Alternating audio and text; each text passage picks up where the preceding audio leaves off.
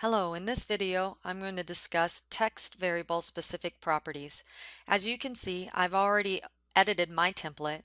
If you haven't done so already, go ahead and open HotDocs, open your library, edit the separation agreement template, and open your component manager.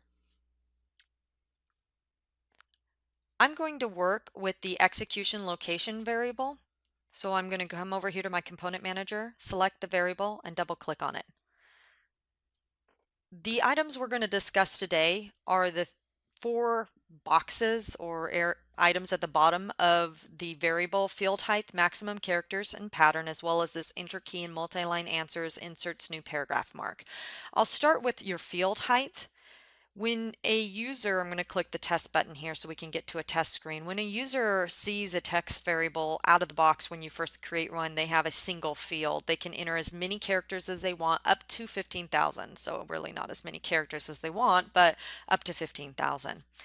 The problem is when you have a large description that you're trying to enter as a user, either by pasting it into the field or typing it, HotDocs just keeps the text in this line, in this one box, and if it gets too long, it gets it gets printed over here in the abyss on either side of the field.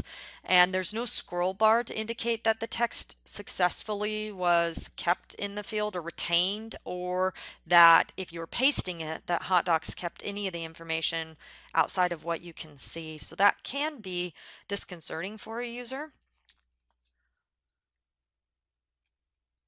Coming back to the variable here, so I close that down. What you can do is you can change your field height on these larger descriptions. You can have your field height be anything from 1 to 12. I'll leave it at 12. And if you do make your field height larger than 1, you have to decide, what does a enter key mean to your word processor? Does it mean that it's a new paragraph mark or not? If you want it to be a new paragraph mark, go ahead and check this box. Now, so you can see this change. I'm going to click test. And again, I'm just typing in garbage text. I hit a hard return. You can see my little paragraph. I'll actually turn this off so that you can see the difference. I can enter more than 12 lines of text. I can enter up to 15,000 characters.